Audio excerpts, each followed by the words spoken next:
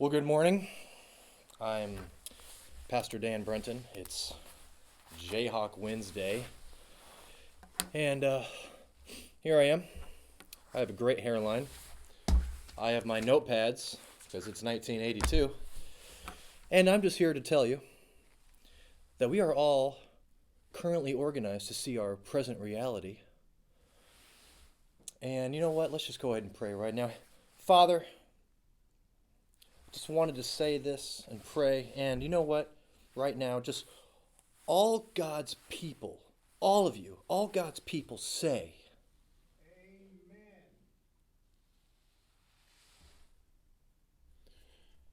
All right, welcome to Jayhawk Wednesday. We've toned it down a little bit, just going with the hat here.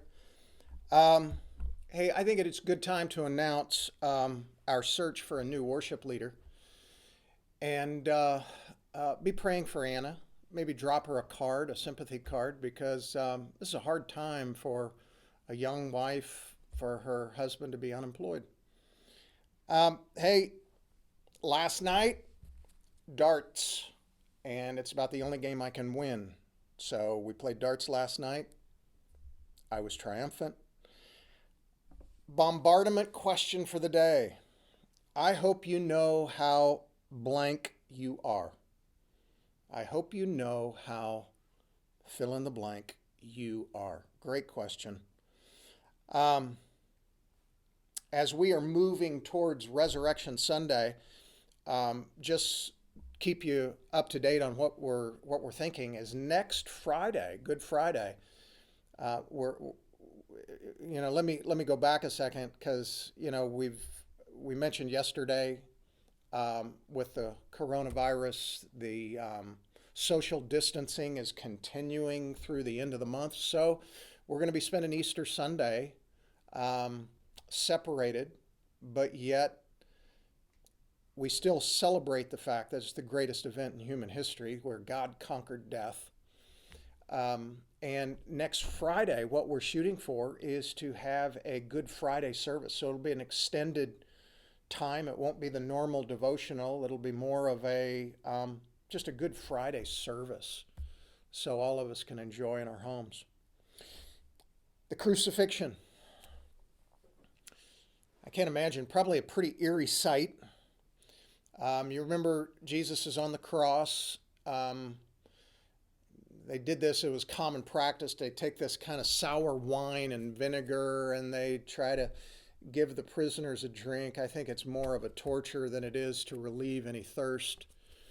And then they kind of squeeze a sponge on their head, and it just is another way to attract flies. It's an irritation. Guards are gambling over his garments, mocking spectators. Men who made themselves out to be his enemies are temporarily, and I say temporarily, enjoying the spectacle of Jesus' destruction, because it is going to be temporary. They put a sign over him, King of the Jews, total mocking. And then on top of that, where he is crucified, there's two criminals placed on either side of him. We pick it up in Mark chapter 15, verse 27 and 28, and they crucified two robbers with him, one on his right, one on his left. And then in verse 28, the scripture was fulfilled, which says, and he was numbered with the transgressors. Two criminals. Think about this. He who knew no sin is being crucified with two people who they're visual aids of what criminal actions look like. And then in the midst of this, there's this dialogue that he has. It's found in Luke chapter 23, verses 39 through 43. And one of the criminals, look at verse 39. And it says, and one of the criminals who were hanged there was hurling abuse at Jesus. And he says to him, you are not the Christ, save yourself and us. This is what some of the folks were mocking him, walking by saying. This may have been some of the lines that the scribes and the high priests were saying. And I'm thinking about this. Think about in this criminal's most exposed state. You would think he's come to the end of himself. And yet He's being consistent with who he is, clinging to the behavior that hasn't done him any favors so far. Then notice the dialogue in 40 and 41.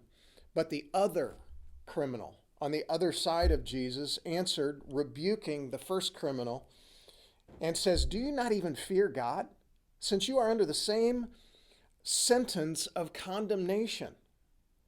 In verse 41, he says, "We indeed justly, for we are receiving what we deserve for our deeds, but this man has done nothing wrong." This is an example of a man who's reached his end, where he realizes the pain of staying the same is greater than the pain of change, and that the way he has behaved in the past, he is getting what he deserves. And so he's changing.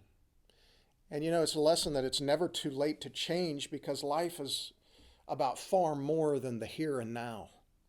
Life is about where you spend eternity and who you spend eternity with. Yet for some, like that first criminal, our pride gets in the way. And I think about, he would rather stay connected to his pride than to humble himself. And the consequences for him will be great. Now notice verse 42 and 43. And he saying, Jesus, this criminal, the second criminal, saying, "Jesus, would you remember me when you come into your kingdom?" What an honest, sincere, desperate prayer. Jesus, I know it's a reach, but could you remember me when you come into your kingdom? That's a prayer that probably is very similar to every prayer that we prayed when we came to know Christ. And look at Jesus' response. Jesus said to him, "Truly I say to you, today you shall be with me in paradise." An interchangeable word with heaven. I think verse 42 and 43 is a proof text for the fact that we are saved by grace through faith, not as a result of works. Because this criminal on the cross, he had no ability, no time to do any works to gain favor with God. It was totally based upon what Christ did on the cross on his behalf. Here's the application. Today, which criminal do we more closely resemble? You can ask that question from a positional standpoint. You had one criminal who is a believer, another criminal who's a non-believer. But I think more important than that is for you, for us as believers in Jesus Christ. Which criminal do we more closely resemble today in our behavior? Behaviorally, who do we resemble? Because to be fair, many times we take God for granted. Many times we demand things from God that we have no business demanding from him. Many times we look at our situation and we think, look at our situation. Come on, God, you can do better than this. Much like the criminal on the cross, taking God for granted, at the same time thinking more highly of himself than he ought. So here's the question. How do your actions, how do my actions sometimes resemble that of the critical criminal?